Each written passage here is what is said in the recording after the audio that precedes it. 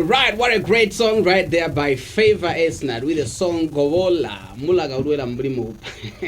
I think today I'm just flowing in our native languages and I'm loving it. What do you think? Shima people want to sakupa. Now, We're gifted. Amen. It's not easy to flow in languages. Some of us are still struggling, you know. I know. Do you speak some Tonga? I do speak some Tonga.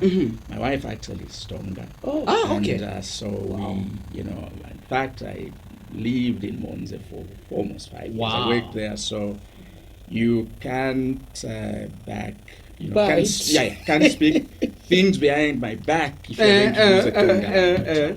All right. Yeah. Okay. So are you eloquent when it comes to speech?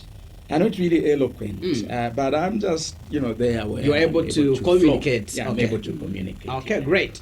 So when we say Govola, we are simply saying come. All right. Okay. Let me start with you, Pastor George. Here is the 2020. Probably some of us may be out of frustration. We said, after all, the things that I'd said as my targets in the year 2019 have not materialized. Why can't I just live my life? And we're thinking it's even we are even late because we are thinking the second week of January. But tell me, what does it take for one to make resolutions for his own life? Or first of all, family? I'm reminded of the beautiful statement made by one female writer. Okay. She says our resolutions are like ropes of sand. Okay. What she means is that, especially when it comes to, issues to do with, morality, the words of the Apostle Paul when he says, what I want to do is what I end up not doing. So, and what I don't plan to. Those are the things I think that I end up doing. So the resolutions are like ropes of sand. But then now that's too deep. Yeah, but then we, resolutions are important because they create focus. They put you into the driving seat. So if you say that because every time I make a resolution, I end up failing, and so I am simply going to give up on them and live my life, then you will simply be floating. And you will not get anywhere. And other people say failing to plan is planning to fail. It's planning to fail, exactly. So resolutions are important. I think, the problem I have actually with formal education is that, the important things they do not teach us are what would cause us to succeed in life. For example, making resolutions, the importance of time management, personal growth, and all of these things. They don't teach us in schools, including, making resolutions. Okay. But if maybe from when we are just young, as we are growing up, these things are inculcated into us. We will then, learn to understand that, you cannot live life without goals, without resolutions. Otherwise, you will not get where you want to be. All right. You want to add something probably? Because you are coming from a learning institution and you're the people that formulate the curriculum and stuff like that. Why don't you want to incorporate these important... Some of them have been incorporated. Depends on which course you are doing and at what level. Okay. But like he says, I think actively where these things matter is where education starts from. We tend to meet these things in business ethics, professional management courses. Exactly. At a higher level when someone is already late. And this is why, not to cut you short, this is why, in fact, when I made that statement, I meant, right from the beginning. When you are toddlers, you go into preschool, grade 1, those are the things we need to be introduced to. They should not come when you are in university. It's late. Oh, yeah. Yeah, probably it's a recommendation that we can make to people that are doing curriculum for children. But we don't have such like for kids, right? I don't think so. Yeah, kindergarten kind of things are just objects, pick up visual kind of concepts, language development, appreciation of beauty, aesthetics, all kind of courses like that. And a little bit of maths because they need to learn the basic rules of number and whatnot. But I think he's right when he says we need to bring in what may be termed as constructivism approaches, Okay. where children are taught real life principles at an early age. We actually do that in Sunday schools. Actually, we need to go into mainstreaming. Do we do that even at church, or even at church we've neglected that? If at church we do have such, but it's not everyone who comes to church. Okay. And the curriculum is not as stringent as it is in the mainstream education agenda. Yeah. So our appeal is that if these are survival skills, if we are to roll them out using a system like Ministry of Education at an early age, say grade 1, grade 2, just like they do with other big programs where they say, okay, fine, can we throw our weight as a ministry on this? It could actually help us, because we need to train children how to think personal development and make resolutions at an early age. It is those things that really matter, because children just live. I know you come from the field of education. You're a lecturer, so you can go on and on. But at this particular point, I'll cut you short.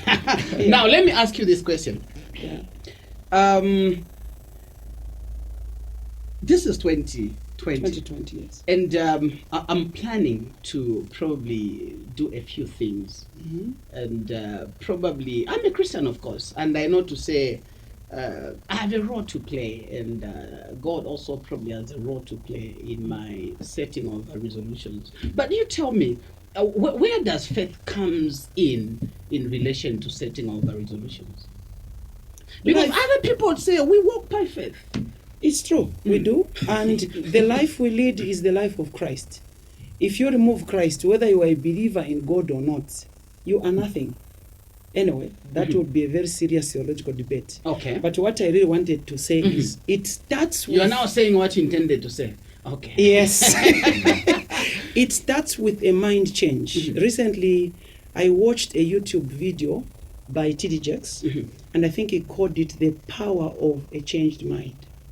It came, I think, a month before the end of the year. And I think it sat very well with me, because I saw this message when I was thinking about what I would consider changing. You know, changing your life and tactics calls for very deep moment of reflection, and it should be a very bold step. Okay. Because when we consider changing things, you change the way your money comes, your income strategies, you change your friends, you change. Most of us are thrown into all sorts of wrong things. I want you to bring into perspective the faith aspect. Okay.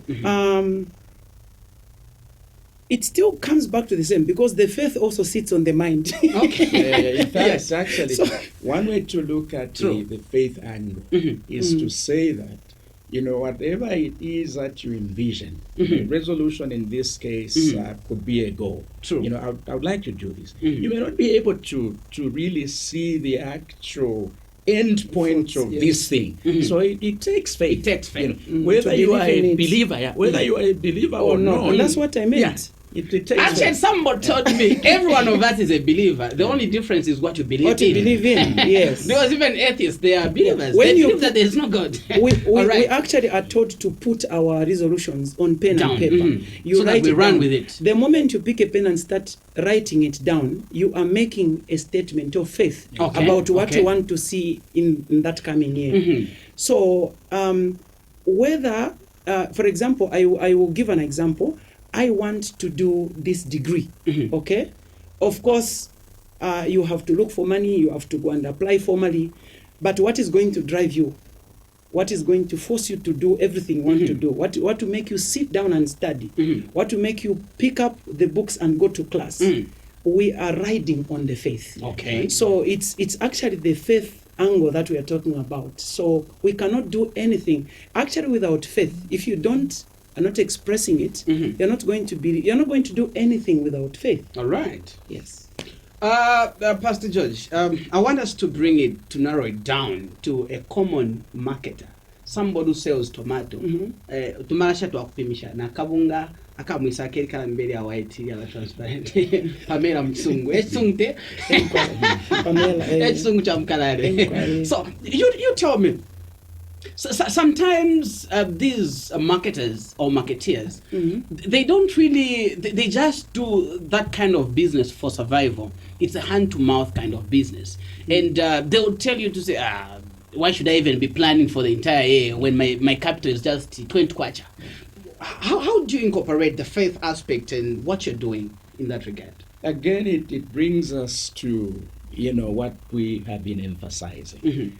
That mindset, that type of mentality is as a result of, within culture itself, the values of, setting goals, the values of timekeeping, personal, finance, and all of these things. We are not taught, you see, within the structures of society. We are not taught. We come into this world and, we are basically just thrown, survive, live. So, yeah. So, then you can survive. So what we are saying here is that even a person at that level, simple survival level, if they would inculcate these kind of values, they will be able to see change.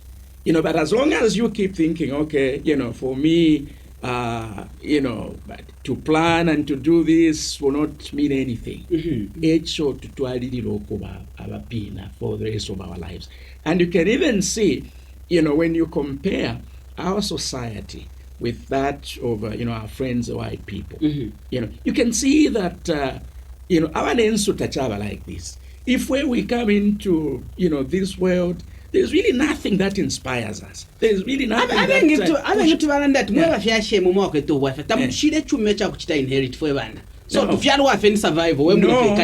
it should not even be that, because even in those places, Europe, United States, and so on and so forth, at the beginning point, it was not like that. Okay. The people, they built it to that level. If you talk about, for example, those that left Europe and went to the US and created that, we have, actually what we talk about the role of religion in, transforming life at a physical level. The values, the Bible teaches hard work. It teaches, the concept of, keeping time and so on and so forth. So those people who left Europe and went to the US, those were great values that actually helped them to build what they, so we can't therefore say, no, if we're because abantu besutakwa if you're to shiri, no. Because those people that we are talking about, the first people who went to create what is there, had nothing. It was basically just the values of, working hard, commitment to keeping time, setting goals, and all of these things. If you are like that, if we and I think make it real quick. Adding up, the definition of madness in this regard would be, I can't wait to hear it. Would be reduced to expecting new things without changing tactics. Okay. If you want to see, you could be a sole trader today selling one small unit, but you can still be able to boom a lot of money if you change the tactics. Yeah, exactly. Okay. So you cannot expect a new result from old ways. So as we Same start, old system this is not 2019, this is 2020. 2020. So the first You thing ought that to must employ ring in new your mind tactics. is that you have to think of new strategies. Of course, they must be ethical strategies, so that you don't run into problems with policy, legal aspects, and whatnot. You have to just change your tactics, and they must be better ones than those you tried before. All right, so you ought to change your tactics as you intend to win in this year 2019, because it's a brand new year and you cannot expect to run with the old same system. Let's just take a break as we listen to this great song by a choir coming from Chunga with a song entitled Mweba Lungami. Israel choir right there.